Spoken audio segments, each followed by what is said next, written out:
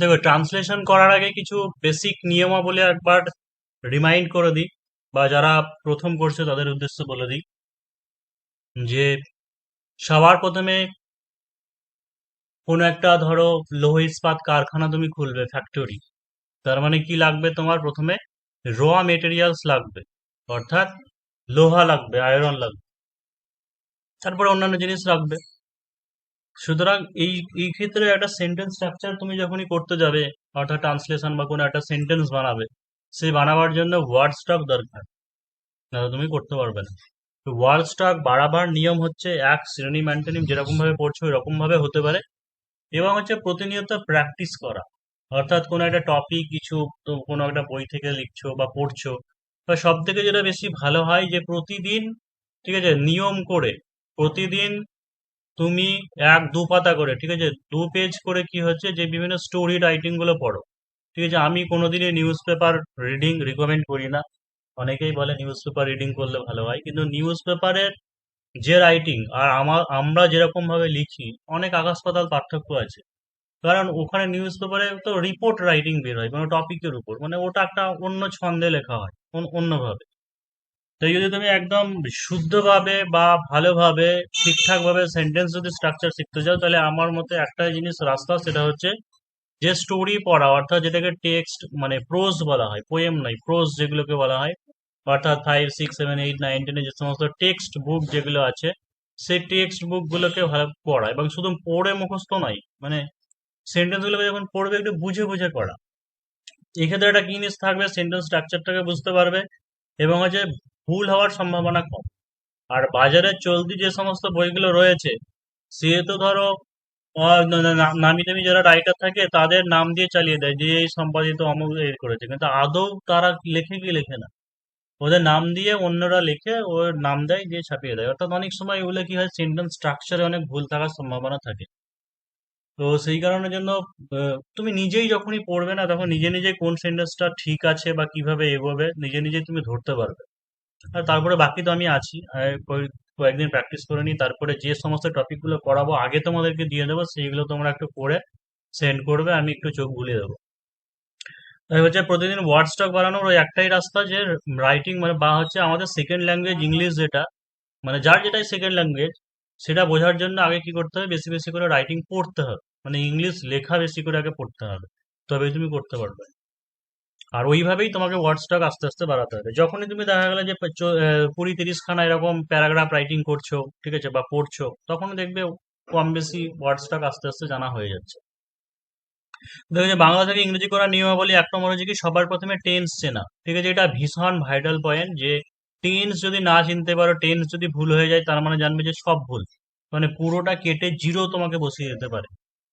তাই টেন্স চিনতেই হবে। এবার টেন্স চেনার পরে আরেকটা কি, স্ট্রাকচার তোমাকে ঠিক লিখতে হবে। মানে দেখা যাচ্ছে যে প্রেজেন্ট পারফেক্টে হবে, কথাতেই বলছি, প্রেজেন্ট পারফেক্টের স্ট্রাকচার হচ্ছে সাবজেক্ট, তারপরে হয় হ্যাভ অথবা হ্যাজ, তারপরে ভার্বের পাস্ট পার্টিসিপল। কিন্তু প্রেজেন্ট পারফেক্টে হবে, তুমি দেখা যাচ্ছে যে হ্যাভ বিন বা হ্যাজ বিন করে দিয়েছে, বা ভার্বের সঙ্গে আইএনজি করে দিয়েছে, স্ট্রাকচার ভুল, তাহলে কেটে তোমাকে জিরো বসিয়ে দেবে। অর্থাৎ প্রথমত টেন্সকে চিনতে হবে, এবং সেই টেন্সের ফরম্যাটটা জানতে হবে। এবার ছোটখাটো মিস্টেক কিছু করলে, হয়তো প্রিপোজিশনের ভুল বা কোনো প্রোনাউনের ভুল বা কিছু, সেই ক্ষেত্রে সেইগুলোকে কি করা যায়, মানে ট্রান্সলেশনের ক্ষেত্রে অ্যালাউ করা যায়, মানে নাম্বার কিছুটা কম হলে একদম পুরোটা কাটবে না। তারপরে দ্বিতীয় নম্বর কি হচ্ছে, যে সাবজেক্ট ভার্ব অবজেক্ট খোঁজা। অর্থাৎ বাংলা ইংরেজি সেন্টেন্স স্ট্রাকচার একটু আলাদা। ঠিক আছে, ইংরেজিতে সবসময় প্রথমে সাবজেক্ট খুঁজবে, তারপরে ভার্ব, তারপরে অবজেক্ট, এই অর্ডার মেনটেন করে করবে। ঠিক আছে, বাংলা সেরকম হতেই পারে অন্য জিনিস। লাইন বাই লাইন অনুবাদ না করে অন্তর্নিহিত ভাবটিকে অনুবাদ করাই ভালো। অর্থাৎ যখন কোনো একটা উপন্যাস, নভেল বা শর্ট স্টোরি বা কোনো কিছু একটা তুলে দেওয়া হয় বাংলা সাহিত্য থেকে, এবার সেই বাংলা সাহিত্য লেখার ভঙ্গিমা এক, ঠিক আছে, কিন্তু ইংরেজিতে তার অনুবাদ করাটা আর এক। মানে শুধুমাত্র আমরা ইংলিশ টু বেঙ্গলি বা বেঙ্গলি টু ইংলিশ যে মানে পড়েছিলাম, সেইভাবে পড়লে অনেক সময় হবে না। এমন অনেক সময় হয়ে যেতে পারে যে ফাইন কথার অর্থ শুধু খোঁজা নয়, ফাইন কথার অর্থ আবিষ্কার করা। এবার আমাদের মাথায় এটা ঢুকে আছে যে ডিসকভার মানেই আবিষ্কার করা, ইনভেন্ট মানেই আবিষ্কার করা। তো এই অন্তর্নিহিত ভাবগুলোকে বুঝতে হবে অনেক সময়। শব্দের অর্থ, সব শব্দের অর্থ জানা না থাকলে সমার্থক শব্দ ব্যবহার করতে হবে। হতেই পারে যে তুমি প্রত্যেকটা সমস্ত শব্দের অর্থ বুঝতে পারছো না, ঠিক আছে। অর্থ কথাতে মনে হলো যে ধরো কোন একটা জায়গায় লেখা আছে মতলব এলো, ঠিক আছে, তার মাথায় একটা মতলব খেললো। এবার তুমি যদি মতলবের পিছনে খুঁজে বেড়াও যে মতলব তো আমি কোনোদিন এর ইংলিশ কিভাবে মানে পড়িনি, তাহলে কি লিখবে না? মতলব মানে তোমাকে বুঝতে হবে তাহলে যে মতলব মানে কি। কোনো তার মধ্যে কোনো একটা কনসেপ্ট এসেছিল বা কোনো একটা আইডিয়া ধারণা খেলেছিল, ঠিক আছে, বা কোনো সে একটা প্ল্যানিং খুঁজে পেয়েছিল, এইভাবে তোমাকে বুঝতে হবে, সাজাতে হবে। 5 নম্বর হচ্ছে গঠনগত বাক্যকে, গঠনগত দিক থেকে বাক্যকে পরিবর্তন করা হলে অর্থগত দিক থেকে বাক্যের শ্রেণী পরিবর্তন করা যায় না। এই কথার অর্থ কি, যে আমাদের গঠনগত স্ট্রাকচারের দিক থেকে সেন্টেন্স হচ্ছে 3 প্রকারের, তাই তো। একটাকে বলা হচ্ছে সিম্পল সেন্টেন্স, একটা হচ্ছে কমপ্লেক্স, আর একটা হচ্ছে কি কম্পাউন্ড। সিম্পল মানে হচ্ছে সরল বাক্য, কমপ্লেক্স মানে হচ্ছে কি জটিল বাক্য, আর কম্পাউন্ড মানে হচ্ছে যৌগিক বাক্য। অর্থাৎ সিম্পল সেন্টেন্সে কি থাকবে, একটা সমাপিকা ক্রিয়া থাকবে, ফাইনাইট ভার্ব থাকবে। আর কমপ্লেক্সের মধ্যে কি থাকে, যে যেহেতু সেহেতু, তারপরে কারণ, এরকম যেগুলো যতক্ষণ না পর্যন্ত, এরকম কমপ্লেক্স যেগুলো থাকে, বা যেগুলোকে আমরা যেখানে তোমার ক্লজ ব্যবহার করি, ঠিক আছে, বিভিন্ন লিঙ্কার দিয়ে যুক্ত করি। তো এইগুলোর ক্ষেত্রে ধরো কোনো একটা জায়গায় সিম্পল সেন্টেন্স দেওয়া আছে, ঠিক আছে, হয়তো বললাম যে সে বাড়ি ফিরে পড়তে বসেছে, সিম্পল সেন্টেন্সে দেওয়া আছে। তুমি যদি মনে করো ওটাকে কমপ্লেক্স মানে কম্পাউন্ডে করবে, যে সে বাড়ি ফিরেছিল এবং পড়তে বসেছিল, অসুবিধা নেই। অর্থাৎ এই যে স্ট্রাকচার, সিম্পল থেকে কম্পাউন্ড বা কমপ্লেক্স, এই জিনিসের তুমি চেঞ্জ করতে পারো, কিন্তু যেটাকে বলা আছে অ্যাকর্ডিং টু অর্থগত, অর্থাৎ অর্থগত দিক থেকে যে সেন্টেন্স 5 প্রকারের থেকে অ্যাসার্টিভ, ইম্পারেটিভ, ইন্টারোগেটিভ, অপটেটিভ, এইগুলো পরিবর্তন করা যায় না।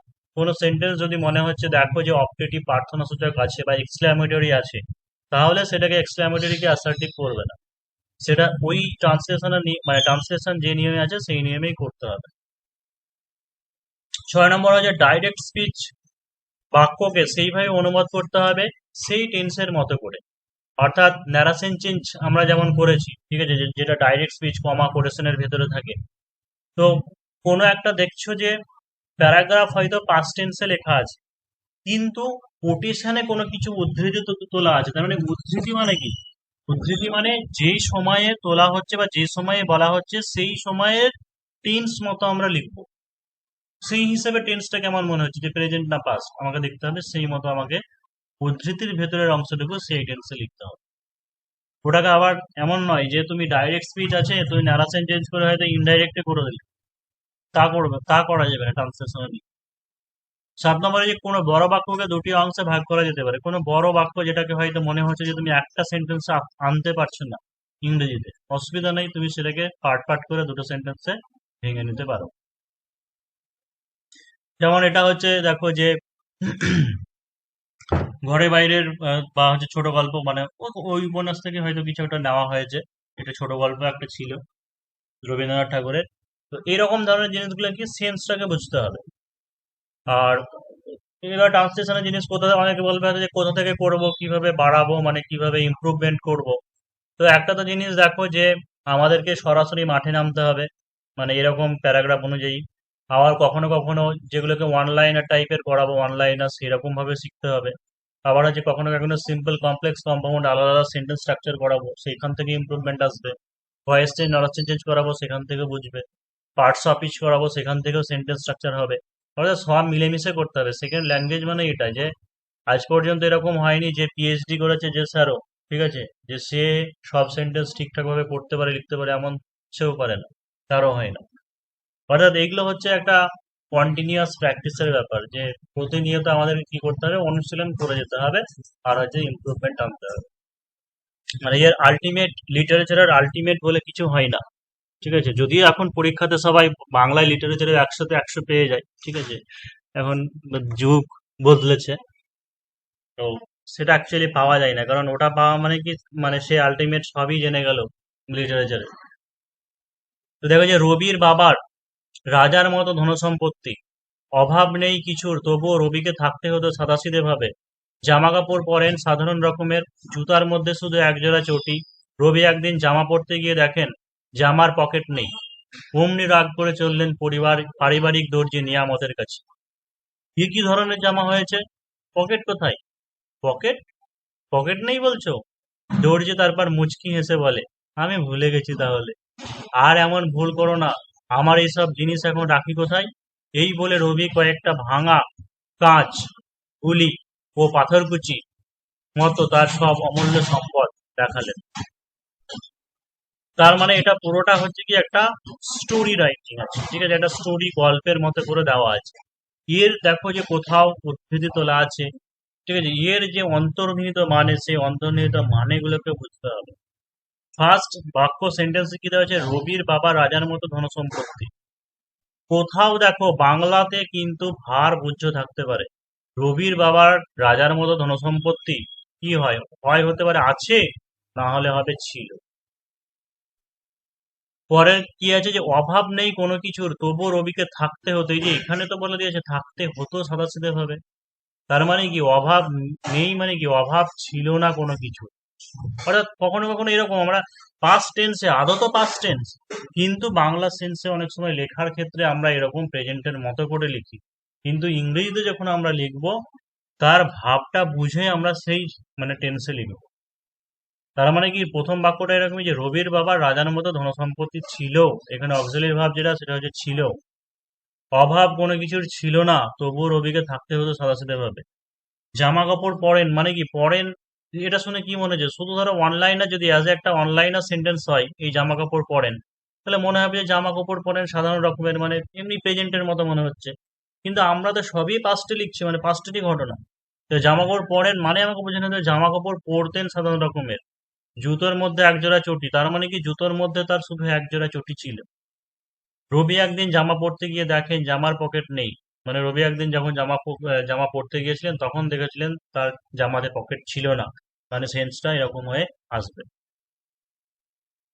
তো এই ক্ষেত্রে আমরা অনেকে কি করি যে টেন্সের ভুলটা করে দিই, যে যেমন সেন্টেন্সটাকে পড়ছি শুধু, মানে এটা মনে হচ্ছে প্রেজেন্টের মতো, তাহলে এটা প্রেজেন্টে লিখে দিই। অন্যটা মনে হচ্ছে পাস্টের মতো, ওটা পাস্টে লিখে দিই। তা নয়, পুরো সেন্সটাকে বুঝতে হবে, পুরোটাই আমাদের পাস্টের ঘটনা এখানে বলা হচ্ছে। তাহলে ফার্স্ট সেন্টেন্স কি আছে যে রবির বাবা রাজার মতো ধনসম্পত্তি, মানে কি ধনসম্পত্তি ছিল। তাহলে রবির বাবার ছিল বা রবির বাবা ছিল। এই যে রবির বাবার ছিল এরকম করে নাও করতে পারি, যে রবির বাবা ছিলেন এরকম করতে পারি আমরা। তাহলে কি করব? যে দা ফাদার অফ রবি করতে পারি, বা হচ্ছে অ্যাপোস্ট্রফি দিয়ে করতে পারি, যে রবিজ ফাদার, রবির বাবা, Rabi's father was rich. Rich মানে হচ্ছে বিত্তবান বা ধনী, করতে পারি। তাহলে Rabi's father was rich like a king, like a king. এবার এটাকে অন্য অনেকজন এরকম করতে পারো, ঠিক আছে, রবিজ ফাদার, রবির বাবার ছিল, Rabi's father had lot of wealth, ঠিক আছে, লাইক এ কিং, বা এরকম করে দিতে পারো। ওরকম এই ব্যাপার নাই যে যেমন সেন্টেন্স আছে বলে একদম ভুল ছিল বলে এরকম করে করতে হবে তা নয়। আমি বললাম যে রবির বাবা ছিল ধনী, লাইক এ কিং, রাজার মতো ধনী ছিল। তার মানে কি অভাব নেই কোনো কিছুর, তবুও রবিকে থাকতে হতো সাদাসিধে ভাবে। এই যে অভাব নেই মানে যদিও কোনো অভাব ছিল না তবুও তাকে থাকতে হতো সাদাসিধে ভাবে। অর্থাৎ এখানে যেটা দেওয়া আছে সেটা কি আমার সিম্পলে দেওয়া আছে, কিন্তু আমি এটাকে কমপ্লেক্সে বানাবো, কমপ্লেক্সে বানাতে আমার বেশি সুবিধা হবে। যে যদিও কোনো অভাব ছিল না, মানে তো কোনো অভাব ছিল না। দেখো এখানে সাবজেক্ট নেই, যখনই যেখানে সাবজেক্ট থাকবে না সেখানে আমরা কাকে স্মরণ করব? সেটা হচ্ছে দেয়ারকে স্মরণ করব। যেমন কি যে বিদ্যালয়ে 1000 জন স্টুডেন্ট আছে, তো কি বলি আমরা? There are 1000 students in the school. বিদ্যালয়ের সামনে একটি বড় বাগান আছে, there is a big garden in front of school. তো সেরকমই কি যে কোনো কিছুর অভাব ছিল না, মানে দো দেয়ার ওয়াজ নো অভাব, মানে lack of anything. Though there was no lack of anything, তবু রবিকে থাকতে হতো। পড়তে হয়, খেতে হয়, যেতে হয়, এইগুলো এইগুলো এক ধরনের মডাল ভার্ব। আমাকে করতে হবে, আই হ্যাভ টু ডু। সেরকমই করতে হতো, থাকতে হতো, সেটা কি হবে? Had, had to. অর্থাৎ কি রবিকে থাকতে হতো, মানে রবি হ্যাড টু লিভ।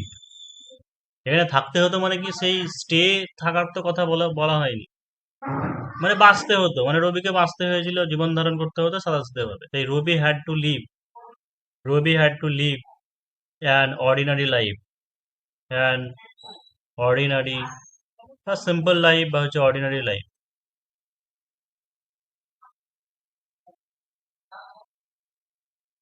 জামা কাপড় পরেন সাধারণ রকমের, জুতোর মধ্যে শুধু এক জোড়া চটি। মানে কি বললাম পরেন মানে কি পরতেন। এবার দেখো এখানের একটা জিনিস যে এমনি নর্মালি পাস্ট টেন্সে করে দিতে পারো, কিন্তু যখন আমরা পাস্টের কোনো হ্যাবিচুয়াল কেস বোঝাই সেই ক্ষেত্রে আমরা কি করি, ইউজ টু অনেক সময় ব্যবহার করি। পড়তেন মানে কি শুধু একদিনের কথাটা বলেনি, তিনি পড়তেন, তাই ইউজ টু আমরা এখানে করব। যে হি ইউজ টু তিনি পড়তেন, অর্থাৎ হি ইউজ টু ওয়ার সাধারণ রকমের, মানে হচ্ছে অর্ডিনারি ক্লোথেস। জুতোর মধ্যে শুধু এক জোড়া চটি, অ্যান্ড জুতো বলতে অ্যান্ড ফর শুজ, ঠিক আছে, অ্যান্ড ফর শুজ তার ছিল, মানে শুধু এক জোড়া চটি, তার মানে কি যে জুতোর মধ্যে বলতে তার শুধু এক জোড়া চটি ছিল। তাহলে কি করবো, তার ছিল মানে হি হ্যাড, তার ছিল হি হ্যাড অনলি একমাত্র, অনলি এক জোড়া মানে এ পেয়ার, এক জোড়া এ পেয়ার অফ স্লিপার্স। দেখো এখানে পেয়ার্স হবে না, পেয়ার মানেই জোড়া, কিন্তু অফ স্লিপার্স অর্থাৎ জুতোর মধ্যে যেটা বলছে এই অফের পরে যেটা আছে সেটাকে প্লুরাল করতে হবে, এই যে only a pair of slippers. Rabi একদিন জামা পরতে গিয়ে দেখেন জামার পকেট নেই। তাহলে এরকম করতে পারি যে রবি একদিন যখন জামা পরতে গিয়েছিলেন, এরকম করতে পারি। বা করবো যে জামা পরার সময়ে, একদিন জামা পরার সময়ে রবি দেখেছিলেন। তাহলে ওয়ান ডে একদিন জামা পরার সময়, এটাকে কি বলবো আমরা, অ্যাট দ্য টাইম অফ, এটা একটা প্রিপোজিশন ফ্রেজ দিয়ে at the time of, at the time of wearing, at the time of wearing a shirt.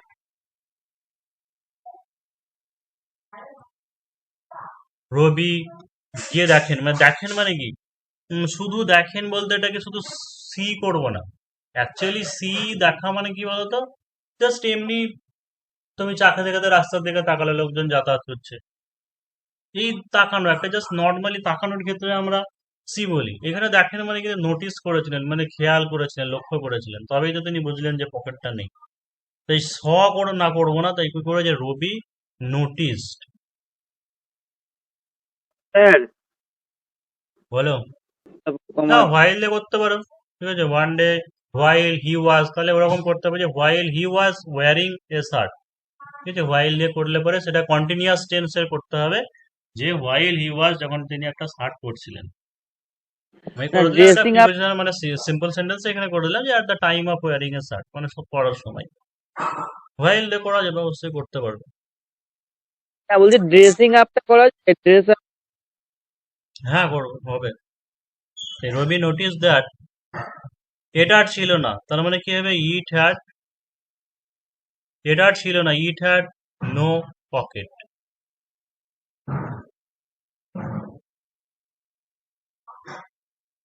অমনি রাগ করে চললেন পারিবারিক দর্জি নিয়ামতের কাছে। অমনি যে কথাটাতে আছে অমনি, এই কথাটার মানে কি, অমনি অর্থাৎ অ্যাট সেন্সটা ওয়ান। কি, তৎক্ষণাৎ, তাই তো, সেই সময় বলতে পারো, বা তৎক্ষণাৎ চলে গেলেন, মানে যেই দেখেছে সেই। এটাকে নো সুনার এক দিয়ে করতে পারো, ঠিক আছে, অ্যাজ সুন অ্যাজ দিয়ে বা নো সুনার এরকম ভাবে করা যায়, ঠিক আছে। যে বলি না যে বাইরে বাইরে বেরোবা মাত্রই, বেরোবার পরে পরেই কি হয়েছিল, যে বৃষ্টি শুরু হয়েছে, অ্যাজ সুন অ্যাজ হি, ঠিক আছে, গো আউট বা এই বা হচ্ছে went out from the room, এরকম করতে পারি। বা আমরা একটা এমনি অ্যাট ওয়ান্স করে দিতে পারি, অ্যাট ওয়ান্স মানে হচ্ছে কি তৎক্ষণাৎ। তো হচ্ছে অ্যাট ওয়ান্স, অমনি রাগ করে, তার মানে কি সে রেগে গেছিল। এই যে যেটা আমরা প্রথমে আজকে বললাম যে এটা আমার সিম্পল সেন্টেন্সে দেওয়া আছে, কিন্তু আমার হয়তো মনে হচ্ছে এরকম পড়তে অসুবিধা হচ্ছে, তাই আমি এটাকে কি করব, যে কম্পাউন্ড সেন্টেন্সে দুটো আলাদা আলাদা পার্টে ভাগ করে নেব। যে অমনি তিনি রেগে গেছিলেন এবং তিনি দর্জির কাছে গেছিলেন, তাহলে at once he became angry, got অ্যাংরিও তো করা যাবে তাই না? হ্যাঁ, গড দিয়ে হ্যাঁ করতে করতে পারো। তিনি হয়েছিলেন হি became angry and went two. দেখো কি পারিবারিক দর্জি নিয়ামতের কাছে, পারিবারিক দর্জি নিয়ামত, তাহলে কার কাছে গিয়েছিলেন? নিয়ামতের কাছে। তাহলে at once he became angry and went to Niyamat, comma দিয়ে ঠিক। নিয়ামতটাকে পারিবারিক দর্জি, তাহলে হচ্ছে কমা দিয়ে কি লিখবে? যে এ টেলর, বা দা করো এখানে, যে the Taylor of his family, অর্থাৎ তার পরিবারের ফ্যামিলি। যেমনটা কি বলেছি যে হয়তো লালবাজারের গোয়েন্দা সবর দাশগুপ্ত, এরকম যদি থাকে তাহলে কি সবর দাশগুপ্ত কমা দিয়ে ডিটেকটিভ অফ লালবাজার। তো সেরকমই হচ্ছে পারিবারিক দর্জি নিয়ামত, মানে Niyamat the tailor of his family. ঠিক আছে, এই কি ধরনের জামা হয়েছে, পকেট কোথায়, এই যে এখানে ফুল স্টপ দিয়ে দিয়েছে যে আলাদা আছে, তো এটা তো অ্যাকচুয়ালি কোশ্চেন করছে না, এই উদ্ধৃতি আছে মানে ডাইরেক্ট স্পিচে আছে। তো এই জায়গাতে আমি একটা কি করলাম, যে অ্যান্ড করলাম, মানে যেটাকে রিপোর্টিং স্পিচ বলে, অ্যান্ড সেড কমা দিয়ে কোরেশনের মধ্যে এটাকে লিখছি যে ইয়ে কি ধরনের জামা হয়েছে। তাহলে দেখো যে যখন এই সেন্সে বলছে উদ্ধৃতিতে যে এ কি ধরনের জামা হয়েছে, তার মধ্যে কি এটাকে তো প্রেজেন্টেই। তুমি যদি হঠাৎ করে কোনো একটা দর্জিকে গিয়ে বলে এটা কি ধরনের জামা,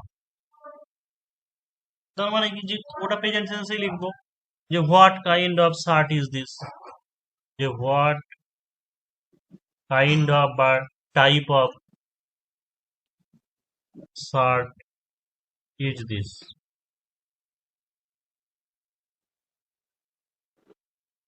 এই যে পকেট কোথায়, হোয়ার ইজ দ্য পকেট, তার মানে হোয়ার ওয়াজ দ্য পকেট বলবো না, কারণ তো কোটেশনের ভিতরেই উদ্ধৃতি সরাসরি তোলা আছে এখানে।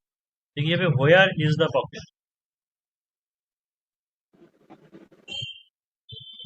কোটেশন জিজ্ঞাসা চিহ্ন দিলাম, কোটেশন ক্লোজ করে দিলাম। এবার লেখা আছে যেটা পকেট, পকেট নেই বলছো, এই রকম সেন্স গুলো কি হচ্ছে নিজের মতো করে করা, মানে শুধু পকেট বলে জিজ্ঞাসা করছে, তার মানেই তুমি ইংরেজিতে শুধু পকেট দিয়ে জিজ্ঞাসা চিহ্ন দিয়ে দিলে কোনোদিন হয় না। বাংলায় লেখা যায় কিন্তু ইংরেজিতে ভার্ব মাস্ট, তুমি জানবে যে ইংরেজিতে যখন ট্রান্সলেশন করব তখন হচ্ছে ভার্ব মাস্ট, মানে ভার্ব লাগবে। তার মানে এখানে এরকম যে পকেট মানে কি, যে তুমি পকেটের ব্যাপারে বলছো, তাহলে কি হবে, তুমি কি বলছো পকেটের ব্যাপারে, তাহলে কি হবে, ডু ইউ, প্রেজেন্টে, তাহলে কি do you say about pocket.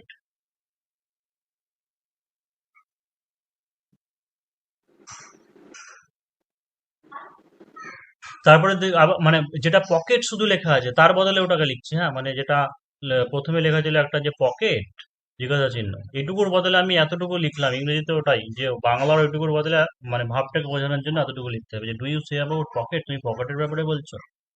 তারপরে আবার কি যে পকেট নেই বলছো, মানে ইউ সে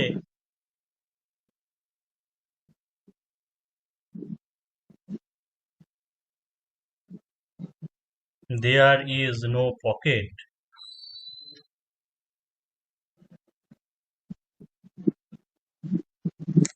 এইখানে দেখো এটা জিজ্ঞাসা চিহ্ন হলেও এটাকে আমরা যখন বলি পকেট নেই বলছো, মানে এটাকে এমনি অ্যাসার্টিভ হিসাবে লেখা যায়, দিয়ে বলা যায়, ঠিক আছে, পকেট নেই বলছো মানে you say there is no pocket, অসুবিধা নেই। দর্জি তারপর মুচকি হেসে বলল, মানে দ্য টেলার, মুচকি হেসেছিল মানে করতে পারো নর্মালি, বা দ্য টেলার গেভ, দিয়েছিল মুচকি হাসি, মানে গেভ এ স্মাইল